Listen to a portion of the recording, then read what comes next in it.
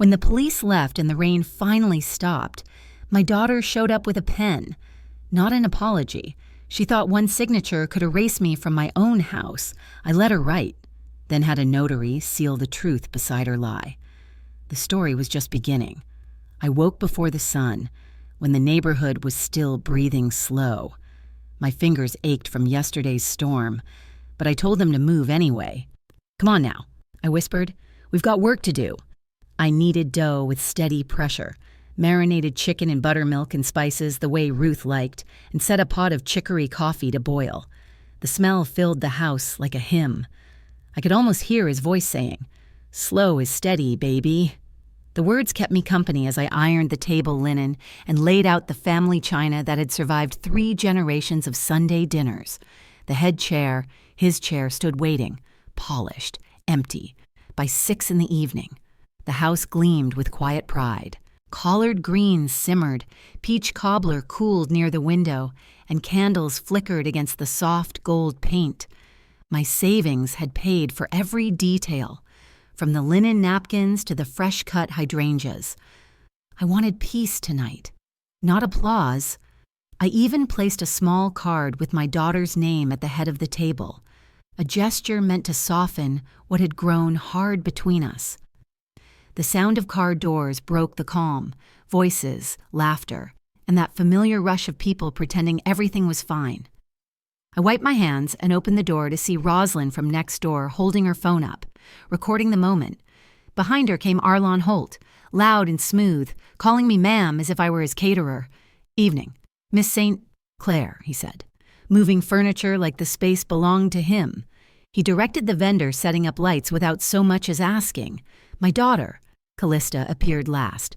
Cream-colored dress, confidence sharper than perfume. Her eyes scanned every corner of my home as though she were inspecting a set, not stepping into her mother's house. I smiled and said, "Welcome, sweetheart." She barely nodded. Instead, she adjusted the place cards I'd set earlier. My name had vanished from the table. In its place was a folded sign reading, "Host." When I asked softly, "What's that about?" she replied, "It just looks cleaner this way," Arlon added. "It's for the content. Evelina, the layout tells the story." My throat tightened, but I kept my tone even. "Whose story exactly?" He didn't answer. The guests gathered for a toast rehearsal. Callista lifted her glass and introduced me to her PR friend. "This is Miss St. Clair," she said sweetly. "She keeps the house tidy." Laughter scattered like loose coins. The woman shook my hand but looked past me. I said, "Honey, I'm your mother." Callista's smile froze. "We're keeping roles clear for the video. Mom, optics matter." Her words sliced through me quieter than a slap, but deeper. Arlon whispered, "It's just branding. Viewers love simple family dynamics." I swallowed the taste of shame and said, "Branding doesn't pay the mortgage." When I carried the last tray to the table, steam blurred my glasses. The smell of roasted chicken, peaches, and sugar felt heavy now. Almost sad, Myrna texted to ask if I was holding up. "I'm fine," I typed, even though the lie stung. I set the tray down, smoothed my apron, and tried to find a seat. Not the head chair, just any chair at all. I chose the far end, hoping not to draw attention. As I bent to sit, Callista's voice cut through the music. "Get out of here. You're not invited." Her tone was low, firm, practiced. Conversations froze mid-laugh. Someone muted the speaker, forks stopped clinking. I straightened slowly. "Child, I woke this house before sunrise," I said. "And now you can rest," she replied, smiling toward the cameras. "We need the aesthetic. Family only at the table." Her words landed like cold water. I looked at the empty head chair, then down at my flour-marked hands. The room shifted. A cousin's eyes darted away. A friend lifted her wine like a shield. Arlen locked the patio door with a soft click for flow. I wiped a spotless counter just to have something to do. No one stopped me. I wasn't part of their frame anymore. I set down the serving tongs, ran a hand across the linen I'd ironed before dawn, and walked to the door. No one said my name. I touched the brass knob Ruth polished every Easter and whispered, "If they want a story, they'll get one, with receipts." The cicadas outside screamed like a choir as I stepped into the night.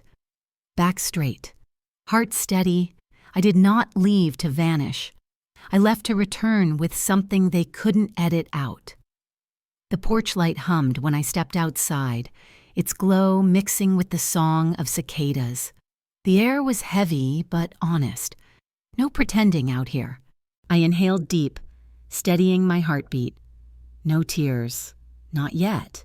I counted to 5, the same way Ruth used to when the kids were small and loud, inside.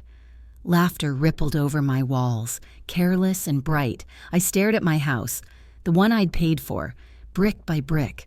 After he passed, my mortgage, my insurance, my taxes, mine. They thought they could turn me into a footnote in my own home. But paper holds memory better than mouths ever could. In the detached garage sat a lockbox I'd trusted longer than most people. Tonight. That was where my voice waited. The concrete chilled my feet through thin church flats as I crossed the short path. The motion light flicked on, slicing the dark. The air smelled of motor oil and cedar. Ruth's old shelves stood firm against the wall. I entered the code, his birthday, and lifted the lid of the fireproof box. Labeled folders, each marked by his careful handwriting. Deed, insurance, permits, vendor list. My fingers trembled. Not from fear, but precision. "I don't argue with folks," I murmured. "I keep receipts." I snapped photos, the deed front and back, last year's property tax bill, my homeowner's policy. Each click of the phone camera sounded like a gavel. I added the HOA letter addressed directly to me, proof enough for any courtroom or dinner table. I opened the warranty deed fully. My name alone. Evelina Marrow, St. Clair. Recorded 5 years after Ruth died. Title trumps talk, signatures outvote attitudes. I whispered. The banker had said, "Ma'am, this place is you." And he was right. I pressed a yellow sticky note on the top, presented calmly. 7:02 p.m. I pulled up the county's parcel website, found my name blinking against the map, and took a screenshot. Then I texted Myrna. "Stand by. When I call, come to the door. Don't knock. Just walk in, back inside." The hallway smelled like lemon cleaner and tension. I pushed open the side door and stopped. The pantry latch had been clipped from the outside. Cheap catering clasp, locking me out of my own kitchen. My cast iron pans had been hidden, replaced with disposable tins. The collards I'd tended all morning now sat in aluminum trays labeled Hail Media. Arlon's voice floated near. "Invoice goes to us, not her." My jaw tightened. A younger cousin intercepted me with a bright smile and tray of drinks. "Kitchen's closed for talent, Auntie." I smiled back, slipped the clasp into my pocket, and kept walking. Proof was piling up. I snapped photos of the tins, the clasp, even caught Arlon whispering into his headset about redirecting payment. The vendor saw me and stammered. "We were told the homeowner's off-site." I met his eyes and said softly, "She's not..." I showed him the contract I'd signed last month, my deposit receipt. If my money started it, I told him, my name will finish it. Then I forwarded every document to Myrna and to myself under the subject line. Event proof of ownership, back in the dining room. The ring lights hummed low. My name card sat discarded near the kitchen, while a crisp host placard gleamed before Callista's plate. I photographed both, front, back, time-stamped, and placed my card quietly on a simple side chair. Then I slid the host card beneath the deed envelope. Paper over paper, truth under lie. The room was still when I tapped my phone and mirrored the county parcel site to the TV. My name glowed across the screen, large and unmistakable. The music faded by itself, as if even it understood who paid the bills. "Good evening," I said evenly. "Welcome to my home. Before we eat, a small housekeeping note." I lifted the remote and pointed at the screen. "If anyone needs to spell the host's name, it's right there," Callista hissed. "Mama, stop this," Arlon muttered. "You're making this weird," I answered. "No, I'm making it accurate. Nay." I held up the pantry clasp. "If you lock me out of a kitchen I bought, at least use something that can't be photographed." A laugh rippled. "Uneasy." "Now," I said, "fix your place cards, Then fix your manners. One cousin rose first, moving my card to a seat. A neighbor followed. The PR woman lowered her phone. Rosalind turned off her live stream. The light dimmed. Human again. I nodded to the vendor. Invoice stays under St. Clair. I said, emails on file? He nodded. Grateful. Arlon whispered about brand damage. Callista's jaw worked, but no sound came. I placed the deed envelope at my seat. Still, I didn't sit. Not yet. I raised my water glass. To birthdays. May they start with gratitude and end with respect. The TV screen glowed steady behind me. My phone buzzed. Myrna at the door. I texted one word back, now. The latch turned, and she stepped in. Composed, carrying a slim blue folder. She laid it beside the deed, an addendum my daughter had signed last year, stating she was a temporary guest, not co-owner. The silence that followed could have swallowed a church bell. I turned the folder toward Callista. Let's read out loud what you agreed to, I said. Together. The room held its breath when Myrna opened the blue folder. Paper whispered as she turned each page. This is an addendum signed by Callista Hale. She read evenly. Dated May 12th, last year. It states that her stay at this residence is temporary, not a tenancy, and carries no ownership or equity rights. The air shifted. Every guest now an accidental witness. I asked her to read the revocation line again. Privileges of stay, she continued, may be ended at any time by the homeowner in the event of disrespect or unsafe conduct. I nodded slowly. Read that once more. Sweetheart, louder. When she did, I heard my own heartbeat sync with her words. Paper isn't loud. Baby, it's final, I said quietly. Callista tried a laugh that fell flat. I let the silence work harder than any anger could.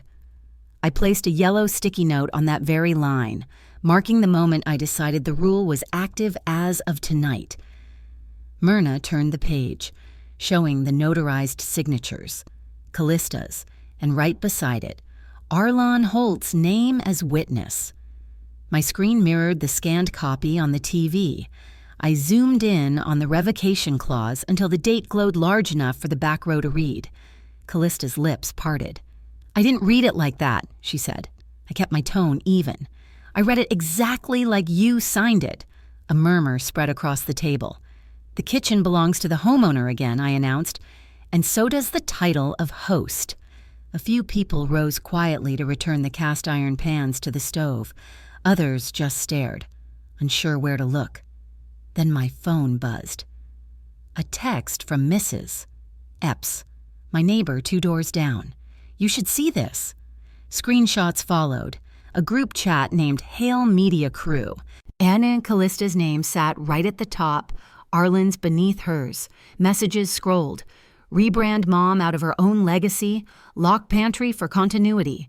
Invoice flip, equal sign leverage. I tapped share and airdropped the thread to the TV. The chat appeared larger than any confession.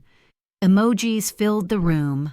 Laughing faces, champagne glasses, no remorse, just strategy. I didn't explain a thing.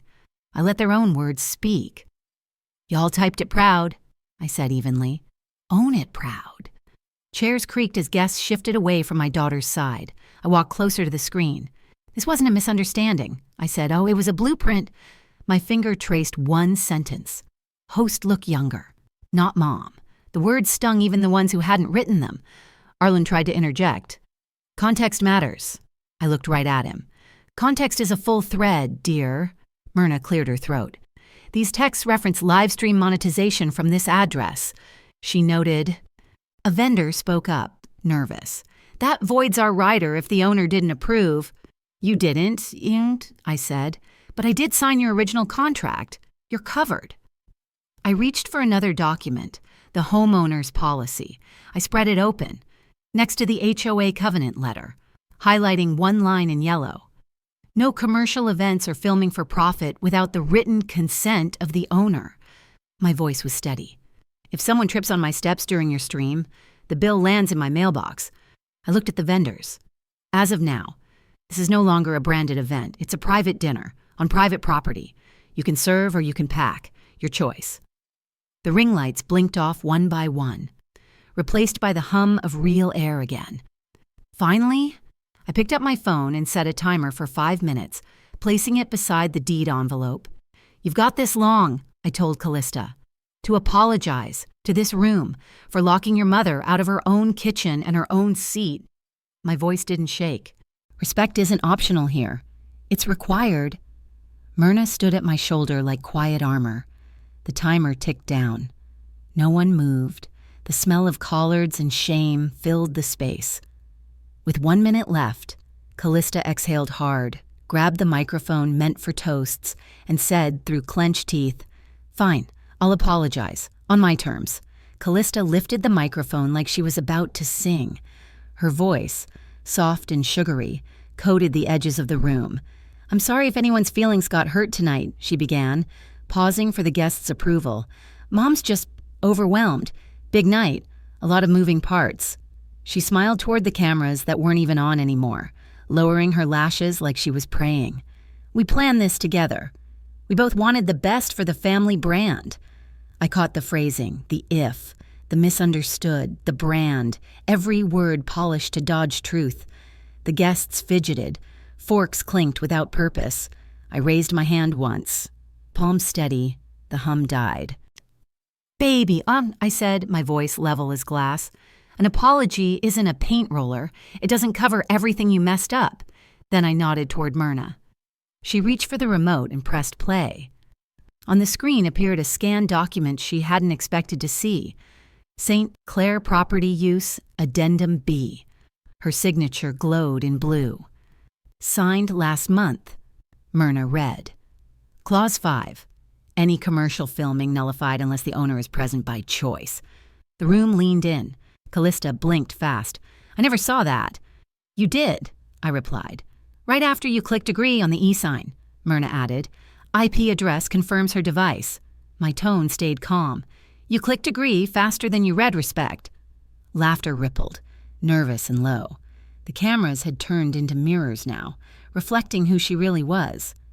"Now," I said, "try that apology again, this time for the people you turned into props." Callista's mouth opened, but I was already moving. I unplugged the nearest ring light. "This isn't a show anymore," I said. I turned to the vendors. "Private dinner, owners paying. Serve if you wish." They nodded, relieved. I picked up the host card from her seat and placed it before mine, centered. No flourish, just truth returning to its place. "In this house," I said, "host isn't a costume. I sent one of my cousins to reopen the pantry." The clasp clicked loose. I reached in and lifted my cast iron skillet, the same one Ruth had seasoned half a century ago. It fit my hand like memory. The room exhaled. Someone clapped once, softly. Then I took my phone, hit speaker, and dialed my bank. "Yes," I said to the operator. "Temporary freeze on all household cards authorized by Callista Hale or Arlon Holt." Arlen's face drained of color. "Please confirm vendor list ending in account 4,321.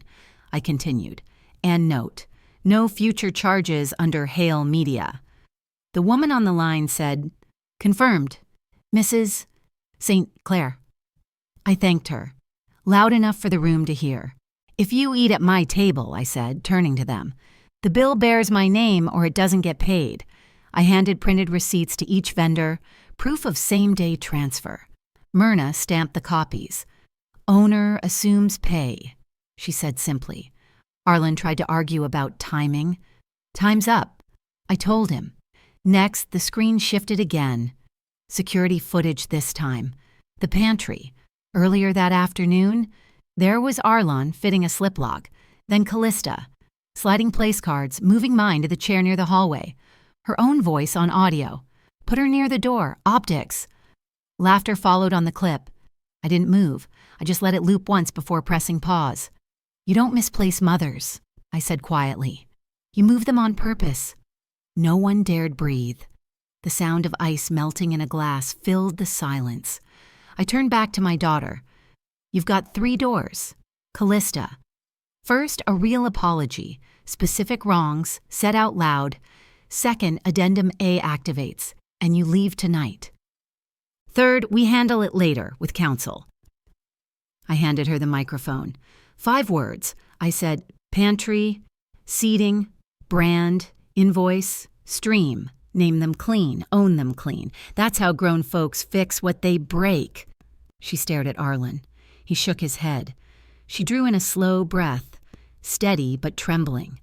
Fine, she said, meeting my eyes. I'll say what you want if you sign the deed to me. Tonight. I stared at her demand and simply said, no. My word was quiet, but it carried through the room like a hammer hitting steel. Callista didn't blink. She reached into her designer tote and pulled out a folded document. Sliding it across the table, a quit-claim deed, already filled out. My name neatly typed, her name printed in bold beneath mine. It's for family security, she said, her voice coated with rehearsed sweetness. The brand can cover you for life. A mobile notary stood near the foyer, clutching a tiny stamp kit. I tilted my head, reading the parcel ID, off by 2 digits. Sloppy. Baby, I said softly. My roof is not your revenue stream. I tapped the paper once. A signal to Myrna. She snapped a photo before the flash faded. Arlen leaned forward, muttering about closure for the audience. I saw 2 phones lift again. Pressure isn't consent, I said. It's just noise with a deadline. I laid the deed face up beneath the flower centerpiece. As calm as a judge, holding time. The notary stepped closer. I was booked for a special signing, she announced. Myrna's brow lifted. Then you won't mind showing your journal. ID log and the texts that booked you. The woman hesitated. I pulled a folded sheet from my binder. Owner protective rider, notarized weeks ago.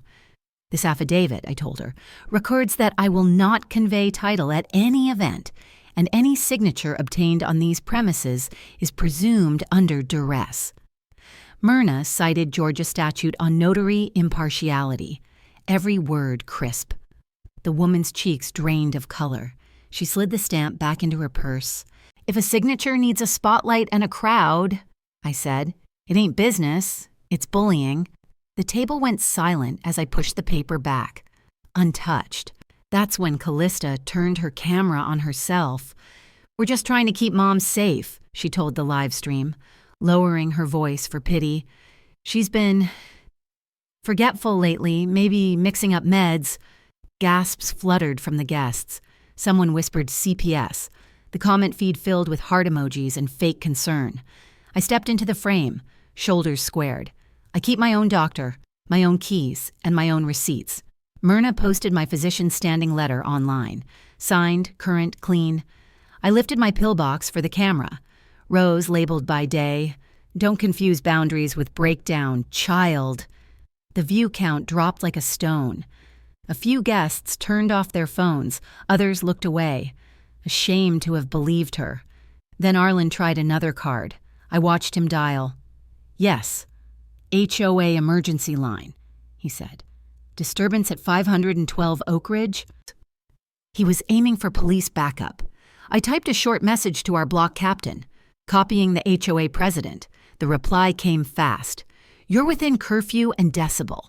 Any complaint requires owner's signature. I smiled. Thank you. I texted back. I signaled the small band to unplug their amps, leaving only soft acoustic chords. You don't bring the cops to close a conversation you started, I said. Plates clinked again. The noise turned into dinner instead of battle. Arlen paced by the front door, outmaneuvered but unwilling to admit it. I looked toward the younger cousins hovering near the camera setup. No more filming around minors, I said. Myrna, post the consent policy. She taped it on the foyer mirror in neat block letters. I handed the notary a cup of coffee and guided her toward the exit. Polite don't mean pliable, I said, closing the door behind her. The air softened. Laughter returned in whispers. A cake knife caught the light. Real light, not ring light. Then Arlen, desperate, opened his phone again. We'll just secure the place, he said. You can step out. He tapped his smart lock app and frowned. The status blinked guest access. You changed it, he snapped. Hours ago. I said, try it. The patio door beeped and stayed green for me. I opened it wide. Night air swept through like a blessing. On my screen, a replay showed his earlier attempt to reset the codes, time-stamped and logged. I let him see it. Keys don't make kin, I told him. Care does. I turned toward the table. Eat or leave, but the taking stops here. The bell rang once, sharp and clear. 2 uniformed officers stood on my porch. Callista smiled like she'd finally won. The doorbell rang again before I could even breathe out. 2 Atlanta PD officers stood under the porch light, rain glistening on their shoulders. Callista stepped forward like she'd been waiting for a cue. "Officers," she said sweetly. "We're worried about Mom. She's been confused all night." I stepped into view, robe neat, slippers dry. "Evening. Officers. You're on camera, and you're on my property. How can I help?" My voice carried steady as church bells. I pulled my phone from my pocket and opened the county app. Deed image, parcel number. My name. "I'm the homeowner," I said plainly. "Would you like to see my ID?" One officer nodded. I handed him both and asked for the call for service number, noting the time and their names. Elder habit. Paper always matters. He asked a few wellness questions. I answered crisp. Oriented, sober, fine gait. "House rules," I added, hand firm on the doorframe. "Shoes stay on the mat. Accusations stay outside." The younger officer read from his notepad. Tone measured. "The complaint alleges possible cognitive decline, potential medication misuse, and financial exploitation risk." Myrna's camera was already rolling. I reached into the foyer drawer and handed him my physician's letter, dated last week, and photos of my pill box labeled Monday through Sunday. Then I clicked my tablet screen, showing a saved video, Callista earlier that day, rehearsing lines with a friend. "Say she's not herself lately," she whispered on camera, and mentioned the pills. The clip lasted 30 seconds, long enough. I hit pause and looked at the officers. False report, pattern of harassment, attempted coercion tied to a quitclaim deed stunt. My voice didn't shake. "Worry is love," I said, turning to her. "What you filed was leverage." The rain outside tapped harder, like punctuation. The older officer cleared his throat. "Ma'am, can we step inside just to view general conditions?" "Foyer line's fine," I replied. I motioned for the guests to lower their voices. The room hushed. Clinking silverware became background proof of order. "Minors are safe," I said. "No alcohol served." Policy posted right there. Both officers glanced around, saw stability, food warm, exits clear, everyone upright. Officer #1 turned to Callista. "Misuse of emergency response can be penalized." Arlen started to protest. "We were just protecting our brand." "This is a home," the officer interrupted. "Not a set." That single sentence reset the room. I saw the power drift back to its rightful place. I pulled an envelope from my folder, edges sharp, name typed clean. Cease and desist, plus conditional trespass notice. I handed it to Callista and Arlon, each page sealed and witnessed. "You may dine and go," I said. "You may not film, coerce, or solicit signatures under this roof." I looked straight at Callista. "Hospitality is not surrender." Officer #2 noted the timestamp on his body cam as they accepted the documents. The silence behind them was heavy, guilt starting to recognize itself. A guest slipped their phone quietly into a purse, no longer an audience member to the chaos. Then Myrna stepped forward with her tablet, the screen glowing. "Email from the title company," she said, voice calm. "Potential fraud indicators. Escrow hold pending verification." I turned the display so all could see. Parcel number mismatch, signature styles inconsistent. "Copying a loop doesn't make it my loop," I told her. "That's forgery." "Honey," I read aloud the line from the title rep, "Any transfer initiated under social pressure will be flagged." Gasps fluttered like moths. One vendor whispered, "Good for her." Arlon stumbled, words lost. The officers' faces didn't change, but judgment already settled between the raindrops. I straightened my spine. "You've got choices," I said evenly. "Eat your cake. Leave quietly. Or I call for a supervisor to log harassment and false reporting." A few guests murmured apologies. One patted my arm, whispering, "You handled that with grace." Callista's jaw trembled. "You'll regret making me the villain." I met her eyes steady. "Stories tell themselves when the receipts line up." The officers nodded, saying they'd clear the call. I thanked them for their professionalism, closing the night with the same calm I started it with. Respect, I told them, is the only brand that holds value at my door. As the officers stepped off the porch, headlights cut through the rain. A black SUV rolled to the curb, engine humming low. The passenger door opened, and the woman who stepped out made Callista go white. The SUV door opened with a sharp click that silenced the porch. The investor stepped out in a dark rain hood, posture straight, face unreadable. No hugs, no small talk, just, "I'm here to get clarity." Callista rushed forward, voice honeyed.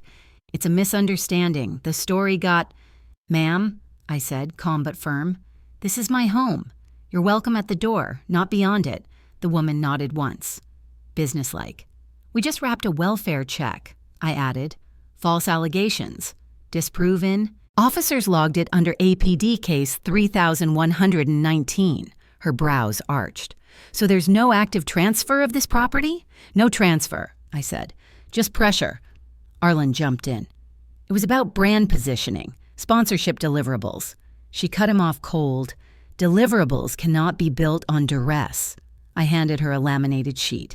Key dates, escrow freeze, cease and desist notice, officer names. "My house isn't a set piece," I said quietly. "It's a record of my life." Rain misted between us. "Fine as truth." The investor held out her phone.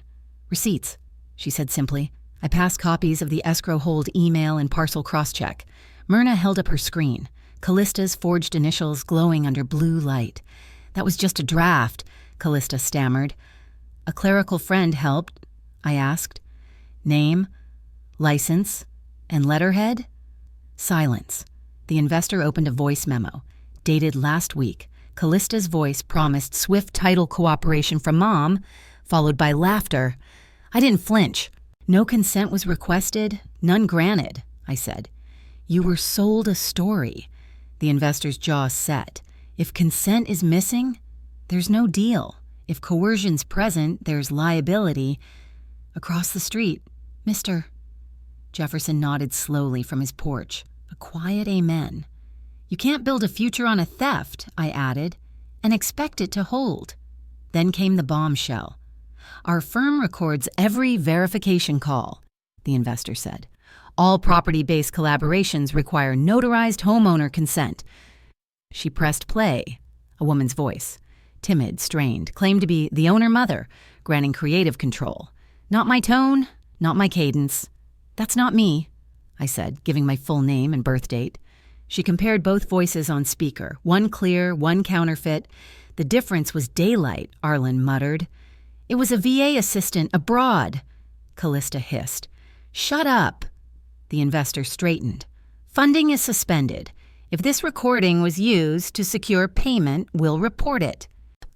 Gasps broke from the doorway. The air felt lighter, justice beginning to exhale. She typed rapidly, summarizing the findings. Lack of consent, fraudulent verification, escrow freeze. Confirmed. "May I step 2 feet inside to document your posted notices?" 2 feet, I said.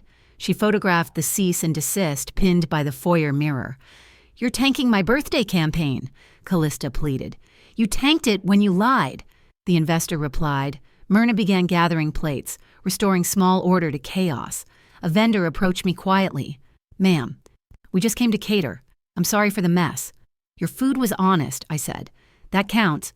Respect," I thought, "isn't a feeling. It's a daily verb." By midnight, the neighborhood's group chat lit up. Someone posted, "Let folks live. Don't fake consent. No names, just a parable wrapped in community pride." Another guest messaged Myrna privately, offering footage of Callista coaching the welfare check line. "Send to the case email," Myrna said. "Not to her. Clean hands only." I called the non-emergency desk, logged the new evidence. Arlan tried one more spin. "We can fix the narrative," he said. I looked him dead on. "The narrative is the truth, and it's mine."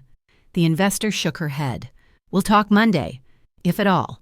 She climbed back into the SUV, rain trailing off her coat like punctuation to a verdict. Callista lingered at the curb, mascara bleeding. You turned everyone against me. No, I said. You did that yourself, she whispered. You weren't there when I needed you. I wasn't perfect, I answered. But tonight isn't about my absence. It's about your choices. Her face folded between pride and pain. If you want recovery, I offered, I'll pay for therapy. If you want control, this porch is your finish line. She blinked, wet lashes trembling. You made me the villain. You chose the script, I said. Myrna stood behind me, quiet witness, calm as truth itself. Later, inside, I emailed the title company confirming non-consent, attaching photos, physician letter, and the APD reference. Another email to my attorney. Subject, home integrity, summary post 10 p.m. Myrna boxed leftover cake. Breakfast for the righteous, she teased. I smiled. Make it 2 slices. A neighbor texted. We got your back. Miss E, the walls seem to breathe easier. Grace, I murmured, is a savings account. Tonight, I made a deposit. At 12:55 a.m., Callista and Arlon waited for their ride, arguing under the streetlight. When Arlon reached for his tripod, I stopped him. It'll be on the stoop tomorrow, noon. Camera off. The SUV turned the corner. Rain eased to mist. Inside, Myrna asked. Want the table back where it was? Yes, I said. Let's put it where it always told the truth. We slid it into place. The rug's groove welcomed it home. My phone buzzed. New email. Verification call. Identity theft protocol. I looked toward the porch camera replay, then at the deed folder on my desk. We're okay, I whispered. Then headlights swept the windows again, bright, unhurried. Someone else was coming, carrying papers older than Callista's brand and a story I'd spent years not telling. Ted for cause. Potential restitution under review. A second email from the platform confirmed demonetization on 2 of Callista's videos for coerced consent. Vendor refunds were processed through Arlon's LLC. Proof attached. I turned down a news interview politely. This isn't content, I wrote back. It's my life. I stood in the kitchen doorway and let the stillness wash over me. Justice didn't roar, it settled. Myrna plated the last slice of cake. Breakfast for the righteous, she joked. We ate at the same table where the night had cracked open. I called the church treasurer, arranged a donation pickup for leftover food. I texted my neighbor. Thank you for seeing me. Then I opened my deed folder and slid in a card. No one speaks for me without me. The sunrise broke across the window pane, warm and certain. Another doorbell.